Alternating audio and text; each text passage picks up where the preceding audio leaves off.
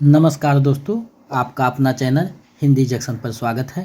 मैं परवेश कुमार सिन्हा आपके समक्ष उपस्थित हुआ हूं आज एक और महत्वपूर्ण वीडियो के साथ। अगर आप नए हैं तो चैनल को सब्सक्राइब करके बेल आइकन को दबा दें ताकि आने वाले वीडियो का नोटिफिकेशन आपको मिलता रहे। दोस्तों, जैसा कि आप सभी को पता है कि हम लोग बिहार स्टेट की तैयारी कर रहे हैं, तो उसी से संबंधित आज एक और सेट को देखने वाले हैं।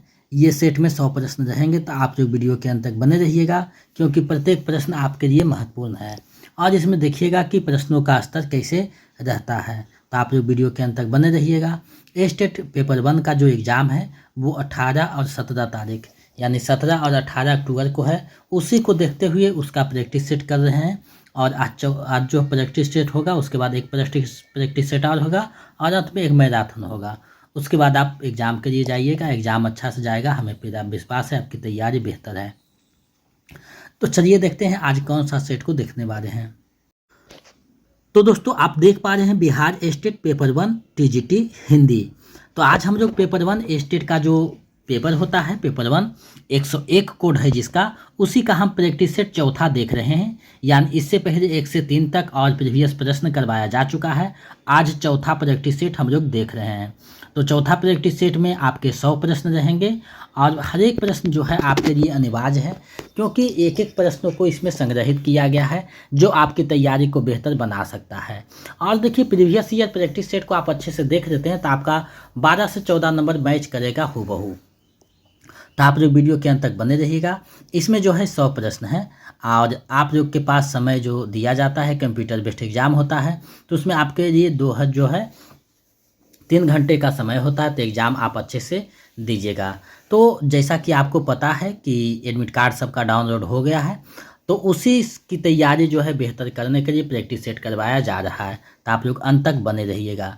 अगर आप Bihar state paper 1 TGT Hindi की तैयारी कर रहे हैं तो आपके लिए महत्वपूर्ण है। साथ ही अगर आप बीपीएससी 4.0 या किसी भी स्टेट का टीजीटी पीजीटी का कर रहे हैं तो उसके लिए भी महत्वपूर्ण होगा क्योंकि इसमें व्याकरण के प्रश्नों को, रस अलंकार, छंद के प्रश्नों को समाहित किया गया है।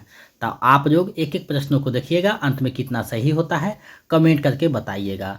हिंदी जंक्शन पे स्टेट पेपर 1, पेपर 2 और बीपीएससी 4.0 की समुचित क्लास की व्यवस्था है। स्टेट में 100% अभ्यर्थियों का रिजल्ट रहता है। तो आप लोग आज ही जुड़े हिंदी जंक्शन चैनल से। हिंदी जंक्शन मतलब पक्का सिलेक्शन। तो अपना सिलेक्शन को पक्का कीजिए हिंदी जंक्शन से जुड़ करके।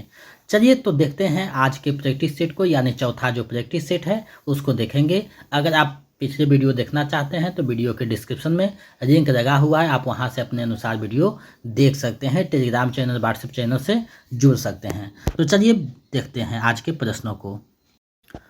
तो पहला प्रश्न आपके सामने है, नाविक का सही संधि विच्छेद है। तो नाविक का सही संधि विच्छेद क्या है आपको बताना है। तो देखिए, नाविक का जो सही संधि विच्छेद हो जाएगा, नव जोड़ इक हो जाएगा नाविक, यानी विकल्प ख जो है आपका सही आंसर हो जाएगा। आगे बढ़ते हैं। संधि से जो आपके टॉपिक से रहते हैं उससे 5 से 6 प्रश्न रहते हैं, तो आप उस टॉपिक को अच्छे से देख लीजिएगा। अब देखिए, यहाँ दूसरा प्रश्न आपके सामने है। दूसरा प्रश्न का आप लोग जवाब दीजिए। निश्चर का संधि विच्छेद है। तो निश्चर जो शब्द है उसका सही संधि विच्छेद क्या है। तो देखिए, निश्चर जो है एक विसर्ग संधि है जिसका हो जाता है निह जोड़ छर यानी निश्चर। तो विकल्प का जो है सही हो जाएगा, निह जोड़ चर निश्चर हो जाएगा। आगे बढ़ते हैं। हम लोग के पास समय बहुत कम है इसलिए हम फास्ट पार्ट चलेंगे क्योंकि समय का अभाव है। निम्नलिखित में व्यंजन संधि का उदाहरण नहीं है। अब आपको देखना है कि व्यंजन संधि का उदाहरण किस में से नहीं है। तो देखिए, अहम जोड़कार व्यंजन संधि हो गया, जगत जोड़ अम्बा जगदम्बा हो गया, जगत जोड़ी जगदीश हो गया, विद्याजोड़ ये जो है स्वर संधि है। विकल्प ग जो है सही हो जाएगा, विद्यालय एक स्वर संधि है। आगे बढ़ते हैं, अगले प्रश्न को देखते हैं। अभ्युदय में कौन सा स्वर संधि है। तो अभ्युदय में अभी जो उदय आप देखिएगा तो ये जो है यन स्वर संधि है, यानी विकल्प क जो है सही हो जाएगा। आगे बढ़ते हैं, अगले प्रश्न को देखते हैं। अगला प्रश्न क्या कहता है। अब देखिए, यहाँ कहा जा रहा है यदि अ या आ के बाद ए या ऐ आए तो दोनों के स्थान में ए तथा ओ, या औ आए तो दोनों के स्थान में औ, यानी अ और आ के बाद ए आए या ऐ आए तो दोनों के स्थान में ए तथा ओ या औ आए तो दोनों के स्थान में अ हो जाता है, तो वह स्वर संधि कहलाता है। तो वह जो स्वर संधि है वो क्या कहलाता है आपको बताना है। तो वो जो स्वर संधि है उसे विरोधी स्वर संधि कहते हैं, यानी विकल्प क जो है इसका सही आंसर हो जाएगा। तो इस तरीके से भी प्रश्न पूछा जा सकता है। अब देखिए हर रोज में कौन सा समास का योजना है। तो देखिए हर रोज में जो है ये समास की योजना है। अब यही भाव समास है, यानी विकल्प क जो है सही हो जाएगा। आगे है पुत्र शोक में कौन सा समास है। तो पुत्र शोक में कौन सा समास है आपको बताना है। तो पुत्र शोक में यानी पुत्र में शोक, यानी विकल्प घ जो हो जाएगा सही हो जाएगा। पुत्र के लिए शोक, तो विकल्प घ हो जाएगा, यानी तत्पुरुष समास हो जाएगा, विकल्प घ सही हो जाएगा। आगे बढ़ते हैं, प्रश्न देखते हैं। प्रश्न आपके सामने है, किस समास का समस्त पद वाक्य में क्रिया विशेषण का काम करता है। तो ये जो क्रिया विशेषण का काम करता है ये अब यही भाव समास काम करता है, विकल्प घ जो है सही हो जाएगा। आगे है निम्नलिखित में कर्मधारय समास का उदाहरण है।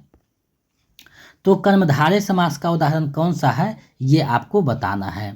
तो देखिए कर्मधारय समास का अगर उदाहरण देखिएगा तो प्रिय सखा हो जाएगा ना, यानी सखा है जो प्रिय, तो प्रिय सखा हो जाएगा, यानी विकल्प ग सही हो जाएगा। आजन्म और सपरिवार जो है विभाव समास है। कामचोर जो है वो तत्पुरुष समास है, तो ये विकल्प ग जो है सही हो जाएगा। आगे बढ़ते हैं, प्रश्न को देखते हैं। सामने है प्रश्न, बैल से चलने वाली गाड़ी या किस समास का उदाहरण है। बैल से चलने वाली गाड़ी यानी बैलगाड़ी जो है वो कौन सा समास का उदाहरण है। तो से चलने वाली कारक चिन्ह आ गया, विकल्प ग जो है सही हो जाएगा, ये तत्पुरुष समास है। आगे बढ़ते हैं, अगले प्रश्नों को देखते हैं। अब देखिए यहाँ कह रहा है गद्यांश को पढ़कर उत्तर दे, यानी गद्यांश को पढ़ना है और पढ़ करके फिर उत्तर देना है। अब देखिए गद्यांश को हम लोग पढ़ते हैं। सांध्यकाल था, आसमान अभी धुंधला ही था, पर अंधेरा डेरा डालने लगा। कुछ ही देर में शहर रोशनी से जगमगा उठा। हर घर में लक्ष्मी की पूजा होने लगी। बच्चों के मन में फुलझड़ियाँ चल रही थी। कुछ ही पलों में चारों ओर से पटाखे, रॉकेट और आतिशबाजी की चमक दमक से वातावरण को मन को आह्लादित करने लगा। हर मन श्री राम को याद कर प्रसन्न से आसमान छू रहा था। अब ये दीपावली का वर्णन किया गया है। अब गद्यांश के अनुसार जवाब देना है। तो प्रश्न आपके सामने है, चमक दमक में समास है। तो देखिए चमक और दमक जो शब्द है उसमें कौन सा समास है। तो द्वंद्व समास है, यानी विकल्प ख जो है सही हो जाएगा। आगे देखिए प्रश्न है इसी से संबंधित, मन में फुलझड़ी चढ़ना का अर्थ है। तो मन में फुलझड़ी चढ़ना का अर्थ क्या हो जाएगा, ये मुहावरे की तरह है, यानी बहुत खुश होना, मन में फुलझड़ी झड़ना, यानी विकल्प ग जो है सही हो जाएगा। आगे है आह्लादित करना, आह्लादित का पर्यायवाची नहीं है। तो आह्लादित का जो पर्यायवाची है वो कौन सा नहीं है आपको बताना है। तो देखिए आह्लादित मतलब होता है हर्षित, प्रसन्न और आनंदित, तो तीनों सही है, इसमें नहीं पूछ रहा है, तो विकल्प घ हो जाएगा। मनचाहा जो है आह्लादित का नहीं होगा, तो विकल्प घ इसका सही आंसर हो जाएगा। तो इस तरीका से भी प्रश्न पूछे जा सकते हैं। तो आप लोग के पास समय बहुत कम है, 2-4 दिन जो है उसमें आप लोग रिवीजन कीजिए और प्रैक्टिस सेट बनाइए। प्रीवियस ईयर जितने भी 4 दिए गए हैं उसको आप अच्छे से कीजिए, क्योंकि वहाँ से आपको 10 से 15 नंबर मैच करेंगे। अब देखिए दूसरा गद्यांश है, आधुनिक युग विज्ञान युग से नाम से जाना जाता है। आज विज्ञान की उपलब्धि का पताका धरती से आकाश तक फहरा रहा है। उधर विज्ञान की महिमा का प्रसार है। मनुष्य ने विज्ञान के द्वारा प्रकृति को जीत लिया है। मनुष्य ने विज्ञान के द्वारा विश्व वाष्प और ऊर्जा और गैस की खोज कर दिगांतरों में अपनी विजय दुंदुभी बजाकर सारे संसार में एक क्रांतिकारी परिवर्तन ला दिया है। अब देखिए यहाँ जो प्रश्न है इससे संबंधित, इसको देखिए और बनाइए। मनुष्य ने विज्ञान के द्वारा किसको जीत लिया है। तो देखिए गद्यांश का एक नियम है कि गद्यांश के अनुसार ही जवाब देना होता है। तो मनुष्य ने विज्ञान के द्वारा किसको जीत लिया है, तो प्रकृति को जीत लिया है, यानी विकल्प ग जो है सही हो जाएगा। ऐसा ही चर्चा किया गया है। आगे है किस युग को विज्ञान युग के नाम से जाना जाता है। तो ऊपर देखिए चर्चा किया गया है, आधुनिक युग को विज्ञान युग के नाम से जाना जाता है, यानी विकल्प ग जो है सही हो जाएगा। अगला देखिए सम है प्रचार प्रसार में समास है। तो प्रचार प्रसार में कौन सा समास की योजना है आपको बताना है। तो यहाँ देखिए द्वंद्व समास हो जाएगा, यानी विकल्प क सही हो जाएगा। आगे बढ़ते हैं, प्रश्न आपके सामने है। अर्थ की दृष्टि से वाक्य के कितने भेद होते हैं। तो देखिए अर्थ की दृष्टि से जो वाक्य के भेद होते हैं वो कितने होते हैं। तो 8 भेद होते हैं, और रचना की दृष्टि से 3 भेद होते हैं। तो ये ध्यान में रखिएगा, अर्थ की दृष्टि से 8 और रचना की दृष्टि से 3 भेद होते हैं। आगे बढ़ते हैं। अब यहाँ है चूंकि के साथ आने वाला दूसरा उपवाक्य इनमें से किससे शुरू होता है। ये देखिए थोड़ा सा जटिल प्रश्न हो सकता है। चूंकि के साथ आने वाला दूसरा उपवाक्य इनमें से किससे शुरू होता है आपको बताना है। तो दूसरा उपवाक्य जो शुरू होता है, चूंकि अगर आगे है तो आगे हो जाएगा इसलिए, यानी विकल्प ख जो है सही हो जाएगा। आगे बढ़ते हैं। अब देखिए यहाँ प्रश्न कहा जा रहा है जिस वाक्य में एक से अधिक प्रधान उपवाक्य हों उसे कहते हैं। अगर जिस वाक्य में एक से अधिक वाक्य हों तो मिश्र वाक्य हो जाएगा, लेकिन एक से अधिक उपवाक्य हों तो संयुक्त वाक्य हो जाएगा। ये ध्यान रखिएगा, ये प्रश्न जो है थोड़ा सा जटिल हो जाता है। जिस वाक्य में एक से अधिक प्रधान उपवाक्य हो तो संयुक्त वाक्य, और एक से अधिक प्रधान वाक्य हो तो मिश्र वाक्य हो जाएगा। आगे बढ़ते हैं, अगले प्रश्न को देखते हैं। प्रश्न सामने है, अर्थ की दृष्टि से वाक्य के कितने भेद किए जाते हैं। तो अर्थ की दृष्टि से जो वाक्य के भेद होते हैं वो कितने होते हैं। तो 8 भेद किए जाते हैं, यानी विकल्प घ जो है सही हो जाएगा। अगले प्रश्न को देखते हैं। हमें फिल्म देखनी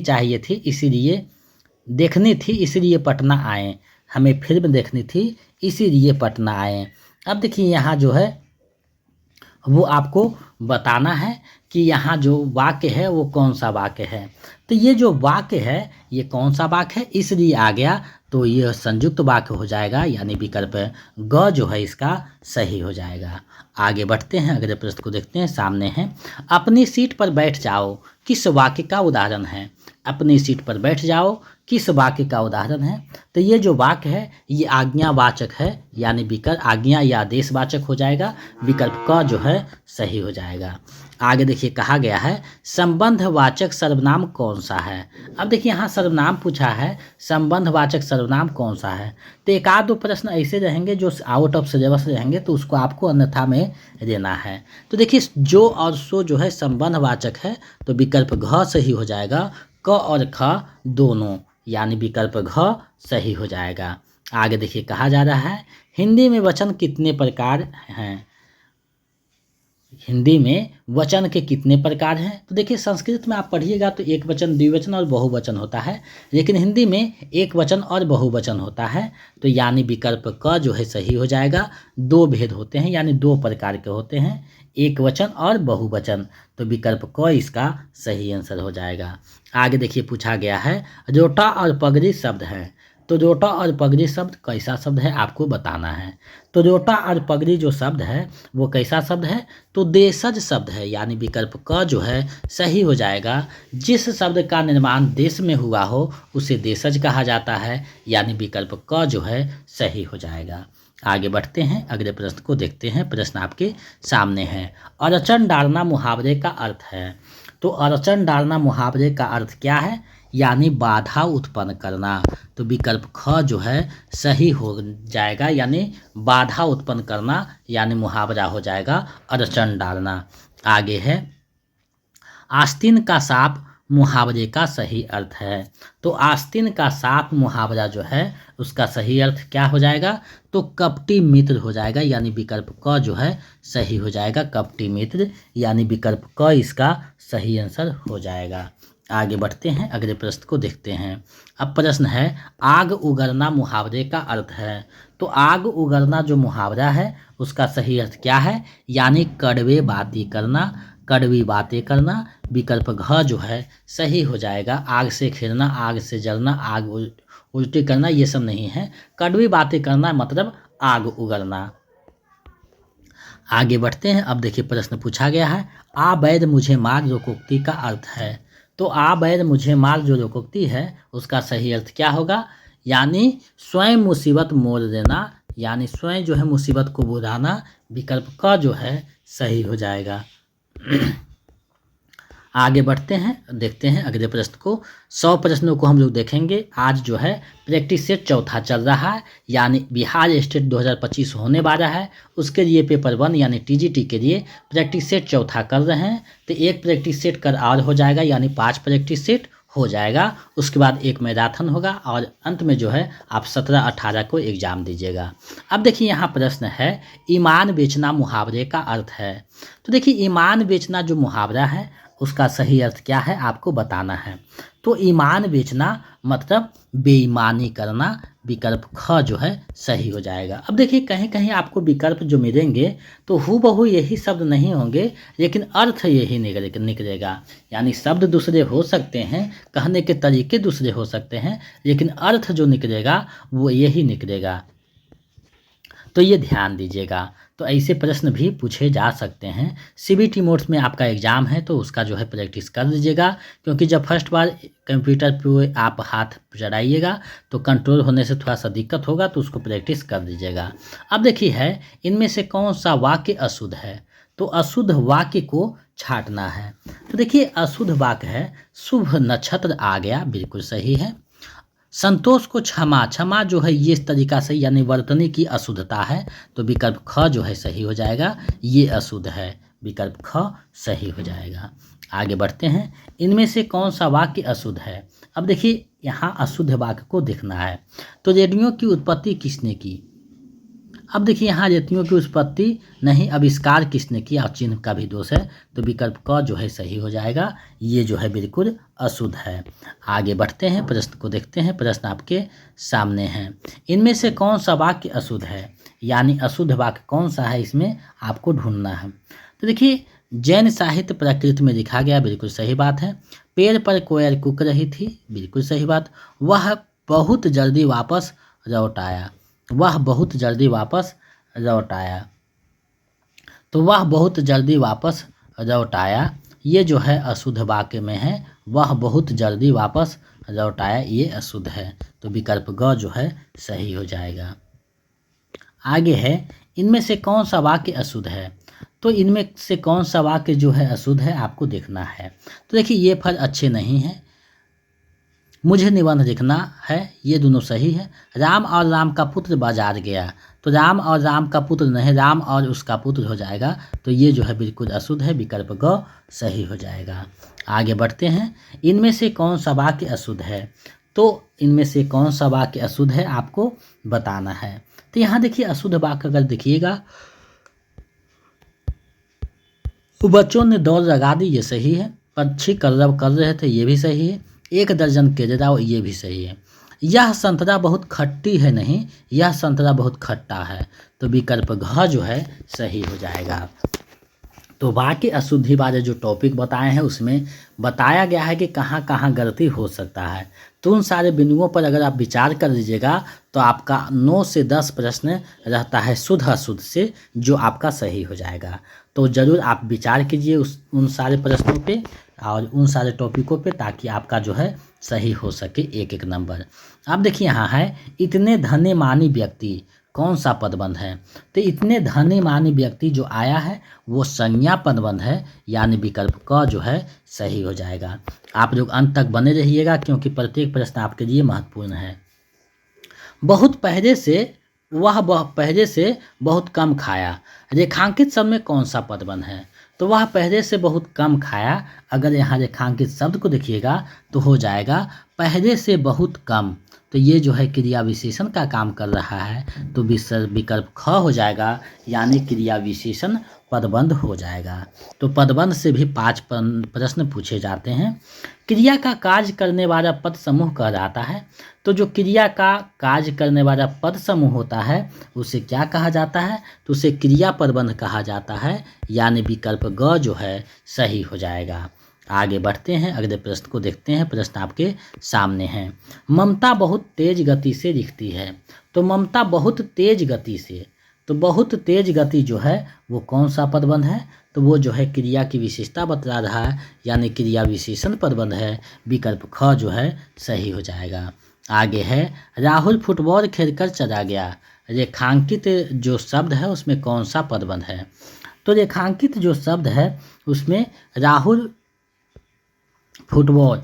तो ये जो रेखांकित शब्द है ये थोड़ा सा मिस कर गया है, टाइपिंग में दिक्कत होती है। तो ये जो रेखांकित शब्द है इसमें कौन सा पदबंध है, तो ये जो है संज्ञा पदबंध का काम कर रहा है। विकल्प ग जो है सही हो जाएगा।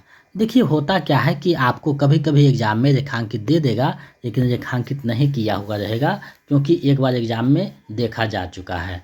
अब देखिए सुरेश घर जाता है, तो सुरेश घर जाता है, इसमें जो वाच्य है वो कौन सा वाच्य है, तो सुरेश जा रहा है यानी कर्तव्यवाच्य हो जाएगा। विकल्प ख सही हो जाएगा। आगे प्रश्न किया गया है वाच्य के कितने भेद होते हैं, तो आपको पता है वाच्य के कितने भेद होते हैं, तो 3 भेद होते हैं, यानी विकल्प घ सही हो जाएगा। कोई नहीं, क्योंकि 3 भेद होते हैं और 3 विकल्प में नहीं है, तो विकल्प घ सही हो जाएगा। तो ये जो चौथा विकल्प है इनमें से नहीं, ये सारे प्रश्न भी आपको कभी कभी सही होता है, जो आपको देखना होगा। लिखा गया है मुझसे ऐसी बातें नहीं सुनी जाती है, इस वाक्य में क्रिया किसके अनुसार है, तो मुझसे ऐसी बातें नहीं सुनी जाती है, इसमें जो क्रिया है वो कर्म के अनुसार है, यानी विकल्प क जो है सही हो जाएगा।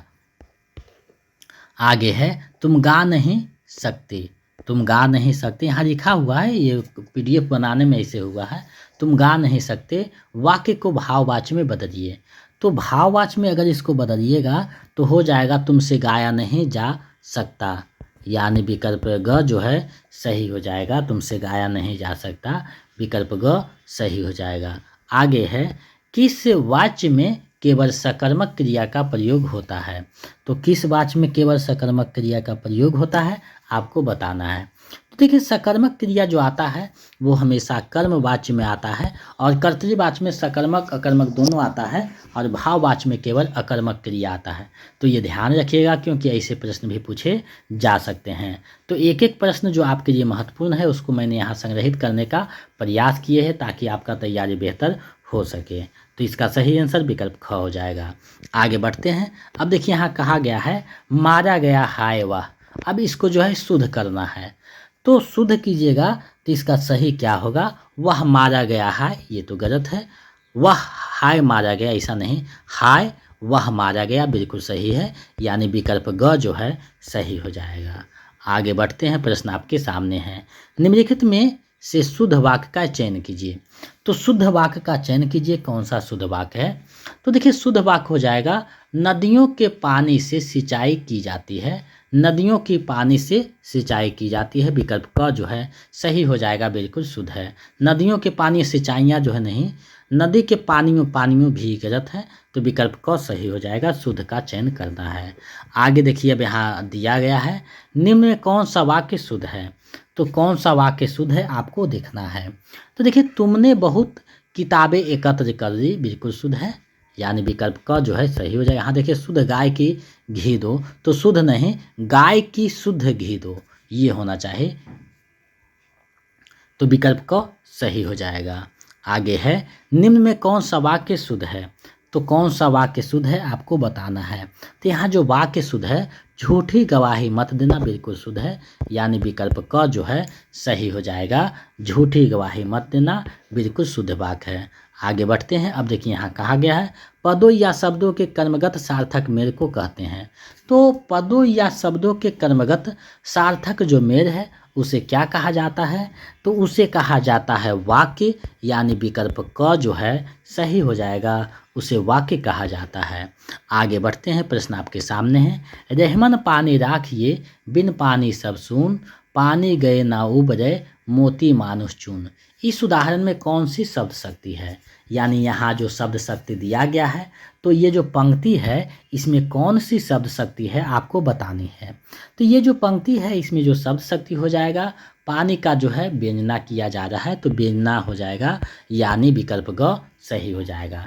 देखिए शब्द शक्ति जो है वो 3 प्रकार के हैं, अभिधा, रचना और व्यंजना, तो वो इसी से है प्रश्न हमेशा पूछा जाता रहा है। तो 5 प्रश्न शब्द शक्ति से होता है, तो आप इस वाले टॉपिक को भी अच्छे से देख लीजिएगा।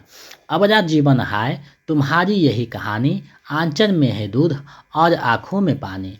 प्रस्तुत कविता में शब्द शक्ति है, तो ये जो कविता दिया गया है, इसमें कौन सी शब्द शक्ति है आपको बतानी है। तो देखिए इसमें तो व्यंजना शब्द शक्ति है ये तो पता है, लेकिन कौन व्यंजना है आपको बतानी है।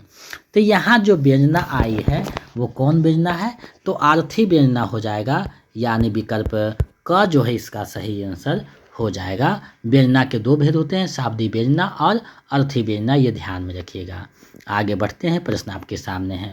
जब वाच्यार्थ और लक्ष्यार्थ से भी शब्द के अर्थ का बोध ना हो तब उसका बोध कराने वाली शक्ति कहलाती है। तो तब उसका जो बोध कराती है वो कौन सी शब्द कह देता थी, तो उसे व्यंजना शब्द शक्ति कहा जाता है, यानी विकल्प ग जो है सही हो जाएगा। तो उसे व्यंजना शब्द शक्ति कहा जाता है, विकल्प ग सही हो जाएगा। आगे बढ़ते हैं, अगले प्रश्न को देखते हैं। प्रश्न आपके सामने है। जाके पाँव न फटी विवाई, सो का जाने पीर पर आई। इस पादांश में कौन सी शब्द शक्ति है, यानी ये जो पद्यांश है इसमें कौन सी शब्द शक्ति है आपको बतानी है। तो इसमें जो शब्द शक्ति आई है वो व्यंजना शब्द शक्ति आई है, विकल्प ग जो है सही हो जाएगा। आगे बढ़ते हैं, प्रश्न आपके सामने है। उषा सुनहरे तीर बरसती, जय लक्ष्मी सी उदित हुई, उधर पराजित कार रात्रि भी, जल में अंतर्निहित हुई। उक्त पंक्तियों में कौन सी शब्द शक्ति है, यानी ये जो पंक्ति है इसमें कौन सी शब्द शक्ति है। तो देखिए इसमें रक्षणा दिखा करके बात किया जा रहा है, तो रक्षणा शब्द शक्ति हो जाएगा, यानी विकल्प ख जो है सही हो जाएगा। आगे बढ़ते हैं, अगले प्रश्न को देखते हैं। प्रश्न आपके सामने है। बांधा था विधु को किसने, इन कारी जंजीरों से, मने वाले फनियों का मुख, क्यों भरा हुआ हीरों से। इसमें कौन सा अलंकार है, तो इसमें जो अलंकार है इसमें कौन सा अलंकार होगा, तो इसमें अतिशयोक्ति अलंकार हो जाएगा, यानी विकल्प घ जो है सही हो जाएगा। बहुत ज़्यादा बढ़ा चढ़ाकर बात किया गया है, तो विकल्प घ सही हो जाएगा। और अतिशयोक्ति अलंकार का प्रयोग जो है जायसी ये सब ज़्यादा किए हैं। आगे है, जहाँ एक शब्द के साथ अनेक अर्थ चिपके रहते हैं वहाँ कौन सा अलंकार होता है, तो वहाँ कौन सा अलंकार होता है आपको बताना है। तो जहाँ एक शब्द के साथ अनेक अर्थ चिपके रहते हैं वहाँ जो अलंकार होता है वो सरेश अलंकार होता है, यानी विकल्प ख जो है सही हो जाएगा। आगे है, नहीं पराग नहीं मधुर मधु, नहीं विकास यही कार, अरे करिए ही सौ बंध्यो, आगे कौन हवार। अब जो यहाँ पंक्ति आया है इसमें कौन सा अलंकार है आपको बताने हैं। तो यहाँ जो अलंकार आया है वो क्या हो जाएगा, तो अन्योक्ति अलंकार हो जाएगा, यानी विकल्प ख जो है सही हो जाएगा। आगे है, निम्न में कौन अर्थालंकार है। तो देखिए अर्थालंकार को अगर आप देखिएगा तो इसमें कौन सा अर्थालंकार है, तो यहाँ जो अर्थालंकार है वो रूपक हो जाएगा अर्थालंकार, यानी विकल्प घ जो है सही हो जाएगा। रूपक अलंकार एक अर्थालंकार है, विकल्प घ सही हो जाएगा। आगे बढ़ते हैं, अगले प्रश्न को देखते हैं। अगला प्रश्न क्या कहता है, प्रश्न आपके सामने है। चरण कमर बंदौ हरिराई, इस काव्य में कौन सा अलंकार है। तो यहाँ जो काव्य पंक्ति दिया गया है इसमें कौन सा अलंकार है, तो यहाँ देखिए रूपक अलंकार हो जाएगा, रूपमा नहीं रूपक अलंकार, यानी विकल्प ख जो है सही हो जाएगा। यहाँ रूपक अलंकार है, यानी विकल्प ख जो है सही हो जाएगा। आगे है, रेशमी कलम से भाग्य रेखा लिखने वालों, कौन सा अलंकार है इसमें जो है कौन सा अलंकार है, तो इसमें भी रेशमी कलम यानी रूपक अलंकार हो जाएगा, विकल्प क जो है सही हो जाएगा। आगे है, रूपक अलंकार का चयन कीजिए। अब देखिए इसमें जो 4 विकल्प दिए गए हैं उसमें रूपक अलंकार कौन है उसका चयन करना है। तो देखिए, विमल वाणी ने वीणारी, कारी घटा का घमंड घटा, तो यहाँ तो श्रेष्ठ अलंकार है घटा घटा सब। माया दीपक नर पतंग, बिल्कुल माया जो है दीपक है, नर जो है पतंग है, तो यहाँ रूपक जो अलंकार दिया गया है यानी विकल्प ग जो है सही हो जाएगा, रूपक अलंकार है।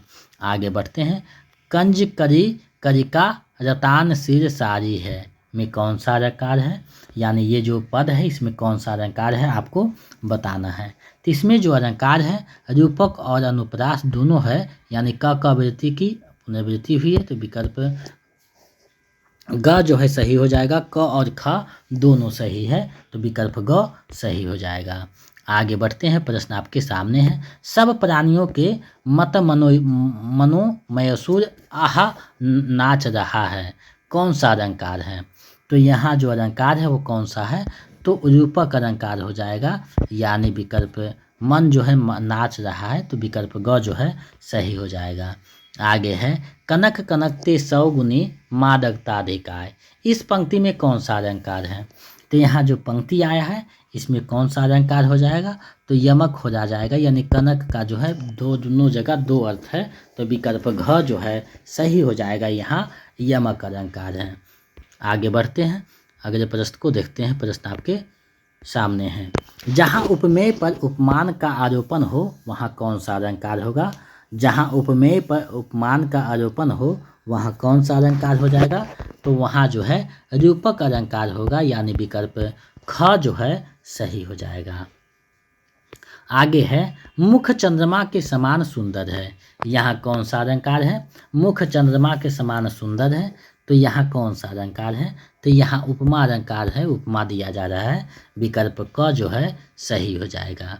आगे है, निम्नलिखित में कौन सा अर्थालंकार है, यानी आपको देखना है कि इसमें कौन जो है अर्थालंकार है। तो अगर आप सही से देखे होंगे, पढ़े होंगे क्लास, तो आपको समझ में आ रहा है कि अर्थालंकार कौन है। तो देखिए, यमक, अनुप्रास और सदेश ये सभी क्या हैं? शब्दा अलंकार है, लेकिन उत्प्रेक्षा जो है वो क्या है? तो अर्थालंकार है, यानी विकल्प घ जो है वो सही हो जाएगा। उत्प्रेक्षा जो है अर्थालंकार है, तो विकल्प घ सही हो जाएगा। आगे बढ़ते हैं, जहाँ एक शब्द के एक से अधिक अर्थ होते हैं वहाँ कौन सा अलंकार होता है? जहाँ एक शब्द के एक से अधिक अर्थ होते हैं वहाँ कौन सा अलंकार होता है? तो वहाँ जो अलंकार होता है वो श्रेष्ठ अलंकार हो जाता है, यानी अर्थ जो है चिपका हुआ रहता है उसी में, विकल्प घ जो है सही हो जाएगा। आगे है, मुदित महीपति मंदिर आए, सेवक सचिव सुमत्र बुलाए, इस काव्य पंक्ति किस अलंकार का उदाहरण है? तो यहाँ जो काव्य पंक्ति आया है ये अनुप्रास अलंकार का उदाहरण है, मामा वर्ण की आवृत्ति हुई, विकल्प ख जो है सही हो जाएगा। आगे बढ़ते हैं, अगले प्रश्न को देखते हैं। यह अनुरागी चित की गतु समझे नहीं कोई, ज्यों ज्यों बूढ़े श्याम रंग त्यों त्यों उज्ज्वल होए, इनमें कौन सा अलंकार है? तो ये जो पंक्ति है इनमें कौन सा अलंकार है आपको बताना है। तो इसमें जो अलंकार है ये विरोधाभास अलंकार है, यानी विकल्प ग जो है सही हो जाएगा, विरोधाभास अलंकार है। तो आप ध्यान दीजिएगा कि आपको जो स्टेट पेपर 1 में पढ़ना है, अलंकार है, अर्थालंकार है, उसमें रूपक है, उपमा है, उत्प्रेक्षा है, विरोधाभास है, 4 अलंकार को ज़्यादातर पढ़ना है आपको। तो ये ध्यान रखिएगा, यहाँ से ज़्यादा प्रश्न आपको इन 4 टॉपिकों से रहेंगे, और सभी जो है अलंकार वाले टॉपिक में पढ़ाया जा चुका है, तो उसको आप 2-4 बार देखिएगा, आपका जो है तैयारी बेहतर हो जाएगा। आगे बढ़ते हैं, देखते हैं अगले प्रश्न को। प्रश्न आपके सामने है, उत्प्रेक्षा का शाब्दिक अर्थ क्या है? तो उत्प्रेक्षा जो है उसका शाब्दिक अर्थ हो जाएगा क्या? तो संभावना हो जाएगा, यानी विकल्प क सही हो जाएगा। आप लोग अंत तक बने रहिएगा, प्रश्न जो है संग्रहित किया गया है और बहुत सारे प्रश्नों को दोबारा डाला गया है, ताकि आप जो है उन सारे प्रश्नों को देखते हैं तो आप आंसर कैसे कर पाते हैं। तो ये दोबारा डाला गया है, ऐसा नहीं है कि दोबारा नहीं है, क्योंकि आपको जो है प्रीवियस ईयर प्रश्न को भी बहुत सारा एग्जाम में देखने को मिलेगा, इसलिए आपको आदत होनी चाहिए कि अगर दोबारा आप उसका रिवीजन किए हैं तो सही होता है कि नहीं। अब देखिए, यहाँ है, उदित उदयगिरि मंच पर रघुवर बार पतंग, बिकसे संत सरोज सब, हर्षे रोचन भृंग, इसमें किस अलंकार की योजना है? तो ये जो पंक्ति है इसमें किस अलंकार की योजना है? तो इसमें जो है रूपक अलंकार है, यानी विकल्प ग जो है सही हो जाएगा। आगे है, नाना रंगी जरद नभ में दिखते हैं अनूठे, योद्धा मानो विविध रंग के वस्त्र धारे हुए हैं, इस पंक्ति में कौन सा अलंकार है? तो ये जो पंक्ति है इसमें कौन सा अलंकार है आपको बताना है। तो ये पंक्ति में कौन सा अलंकार है? तो उत्प्रेक्षा अलंकार है, यानी विकल्प क जो है सही हो जाएगा। अब देखिए प्रश्न है, अलंकार का शाब्दिक अर्थ है, तो आपको ये हमेशा देखने को मिल रहा है अलंकार का शाब्दिक अर्थ क्या है, अलंकार का शाब्दिक अर्थ क्या है, तो इसका शाब्दिक अर्थ हो जाएगा आभूषण, यानी विकल्प ग जो है सही हो जाएगा। अलंकार का जो शाब्दिक अर्थ है वो आभूषण है, तो विकल्प ग सही हो जाएगा। आगे बढ़ते हैं, प्रश्न को देखते हैं। प्रश्न आपके सामने है, रघुपति राघव राजा राम में कौन अलंकार है, यानी रघुपति राघव राजा राम जो आया है पंक्ति, उसमें कौन अलंकार है, तो इसमें जो अलंकार है वो अनुप्रास अलंकार है, राजा वर्ण की आवृत्ति हुई है, विकल्प ख जो है सही हो जाएगा। आगे है, कारी घटा का घमंड घटा, इनमें कौन अलंकार है, तो इनमें जो अलंकार है वो कौन है, तो यमक अलंकार है। घटा घटा जो शब्द आया है उसका दोनों बार दो अर्थ है, एक मतलब घटा मतलब बादल, एक मतलब घटा मतलब कम, तो विकल्प ग सही हो जाएगा। आगे है, एक मयान में दो तलवारें कभी नहीं रह सकती है में कौन सा अलंकार है, तो यहाँ जो अलंकार है वो दृष्टांत अलंकार है, यानी देखने योग्य है, विकल्प क जो है सही हो जाएगा। आगे बढ़ते हैं, कुछ प्रश्न और है उसको अंत तक आप लोग देख लीजिएगा। छोटी छोटी सार्थक ध्वनियों के प्रवाह पूर्ण संगति का नाम ही छंद है, किसका कथन है, तो ये जो कथन है वो किनका कथन है, तो ये कथन रामचंद्र शुक्ल का है, यानी विकल्प ख जो है सही हो जाएगा। तो ऐसे प्रश्न भी पूछे जा सकते हैं, तो आपका जो तैयारी है वो बेहतर होनी चाहिए। छंद के मुख्य रूप से कितने अंग होते हैं, तो छंद के जो मुख्य रूप से अंग होते हैं वो कितने होते हैं, तो 7 अंग होते हैं, यानी विकल्प घ जो है सही हो जाएगा। आगे है, चरण तुक गति आदि का संबंध किससे है, तो ये सबका जो संबंध है वो छंद से है, यानी विकल्प ग जो है सही हो जाएगा, यानी ये सभी का संबंध छंद से है। आगे बढ़ते हैं, प्रश्न आपके सामने है, बैंकरप्ट का हिंदी पर्याय है, तो बैंकरप्ट जो शब्द है उसका हिंदी पर्याय क्या होगा, तो उसकी हिंदी पर्याय है दिवालिया, यानी दिवालिया घोषित होना, यानी बैंकरप्ट होना, विकल्प क जो है सही हो जाएगा। आगे है, ममता शब्द में कितने गुरु और कितने रघु हैं, तो देखिए ममता यानी म और म दोनों में एकक जो है रघु है, यानी एकक रघु हो जाएगा, यानी 2 रघु और ता में जो है 1 गुरु है, तो 2 रघु और 1 गुरु हो जाएगा, यानी विकल्प ग जो है इसका सही आंसर हो जाएगा। आगे बढ़ते हैं, प्रश्न देखते हैं। प्रश्न आपके सामने है, निम्नलिखित पंक्ति में कौन सा छंद है, अब यहाँ पंक्ति को देखना है और छंद को पहचानना है। लिखा गया है, मानुष है तो वही रस खान, बसो ब्रज गोकुल गांव के ग्वारन। अब देखिए यहाँ जो पंक्ति है इसमें कौन सा अलंकार है, तो इसमें जो है सवैया छंद में लिखा गया है, यानी विकल्प ख जो है सही हो जाएगा। आगे है, किस वार्णिक छंद के प्रत्येक चरण में एक तगन, एक भगन और 2 गुरु के क्रम में वर्ण होते हैं, तो ये जो वर्ण होते हैं इस क्रम में उसे कहा जाता है वसंत तिर का छंद, यानी विकल्प ग जो है सही हो जाएगा। आगे है, यगन, यानी यगन में कितने रघु और गुरु वर्ण होते हैं, तो यगन का जो क्रम है या माता राजभानस, अगर देखिएगा तो यशोदा, यशोदा शब्द बनेगा तो या में 1 जो है रघु रहेगा और 2 एकक जो है गुरु रहेगा, यानी रघु गुरु गुरु, तो ये जो क्रम होगा इसको अगर सही से आप देख रहे हैं तो आपको पता चल रहा होगा, इसमें जो क्रम है या माता, तो इसमें क्रम जो है वो विकल्प ख सही हो जाएगा, रघु गुरु गुरु, यानी विकल्प ख सही हो जाएगा। तो ये वाले ट्रिक जो है, यानी यगन से लेकर जो 8 गो गण है उसे याद रखना होगा, क्योंकि वहाँ से भी प्रश्न पूछा जाता है। आगे है, बड़ा कि छोटा कुछ काम कीजिए, परंतु पूर्वा पर सोच लीजिए, बिना विचारे यदि काम होगा कभी ना अच्छा परिणाम होगा, इसमें किस छंद की योजना है, तो यहाँ जो छंद आया है वो कौन सा छंद आया है, तो उपेंद्र वज्रा छंद आया है, यानी विकल्प ख जो है सही हो जाएगा।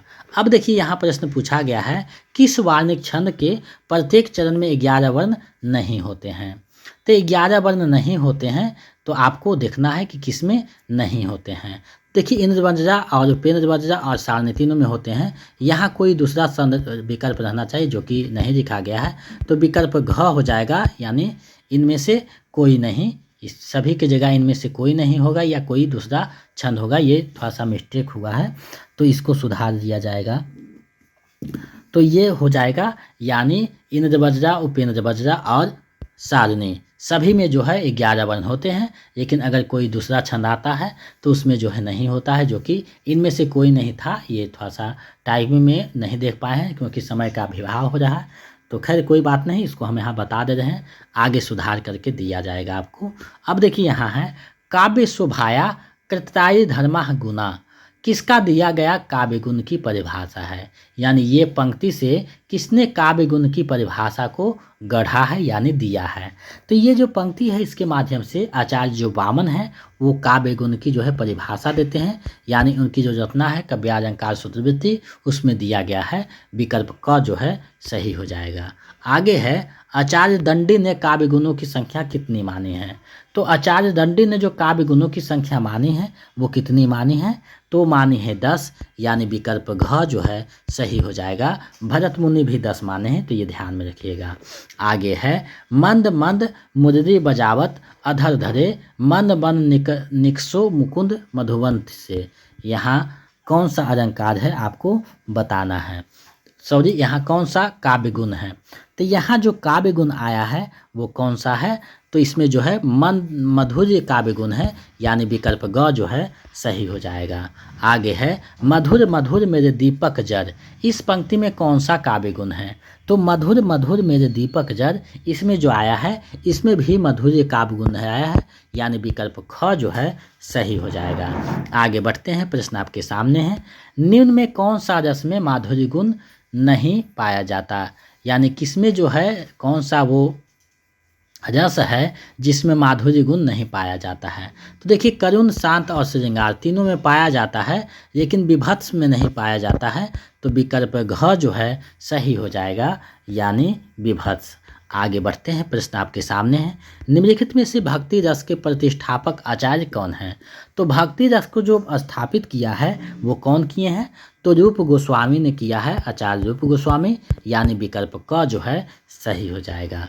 आगे है हे खग मृग हे मृग मधुकर श्रेणी तुम देखी सीता मृग नैनी, यानी राम जो है वन में सीता को खोज रहे हैं और मृग से पशु पक्षी से पूछ रहे हैं, तो यहाँ कौन सा रस हो जाएगा, तो ये जो पंक्ति है इसमें करुण रस आया है, यानी विकल्प ग जो है सही हो जाएगा। आगे है मैया कबहीं बढ़ेगी चोटी कितनी बार मोहे दूध पियावत यह आजहूँ है छोटी, यानी श्री कृष्ण जो है अपनी माता यशोदा से पूछ रहे हैं कि माँ मेरी चोटी जो है कब तक बढ़ेगी, यानी कितना बार हम दूध पिए हैं लेकिन अभी तक ये क्या है छोटी है, तो इसमें कौन सा अलंकार है। तो यहाँ देखिए माँ बेटी के बीच जो है बात हो रहा है, तो यहाँ वात्सल्य रस हो जाएगा, यानी विकल्प ख सही हो जाएगा। आगे बढ़ते हैं, थर राती है वसुधा सारी है आसमान तरतरा रहा अरि दर पर कूद परूं उड़कर है रोम रोम फरफरा रहा, उपयुक्त पंक्तियों में कौन सा रस है, तो यहाँ जो पंक्ति है इसमें कौन सा रस है आपको बताना है। तो इसमें जो है वीर रस का संचार हुआ है, यानी विकल्प क जो है सही हो जाएगा।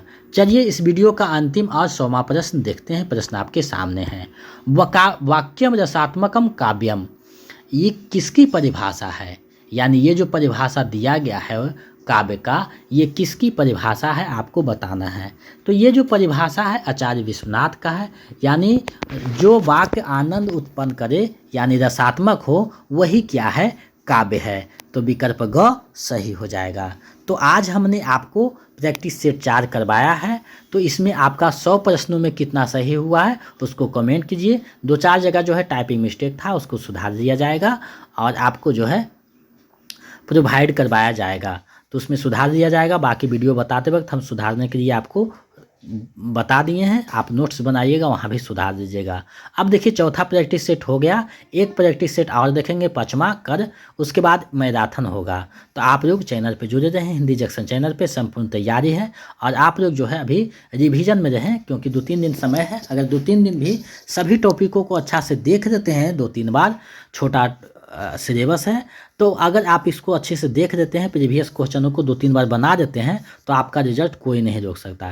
तो हिंदी जंक्शन चैनल पे सारा चीज़ अवेलेबल है, उपलब्ध है, आप जुड़ करके अपनी तैयारी को बेहतर कर सकते हैं। साथ ही अगर आप बिहार स्टेट पेपर 1 का नोट्स पाना चाहते हैं तो हमारे नंबर 72 61 81 53 07 इस पे जो है 149 रुपया पेमेंट कर दीजिए, जिससे हम आपको 4-5 प्रैक्टिस सेट और 4 जो है प्रीवियस सेट और सभी टॉपिक को भेज देंगे।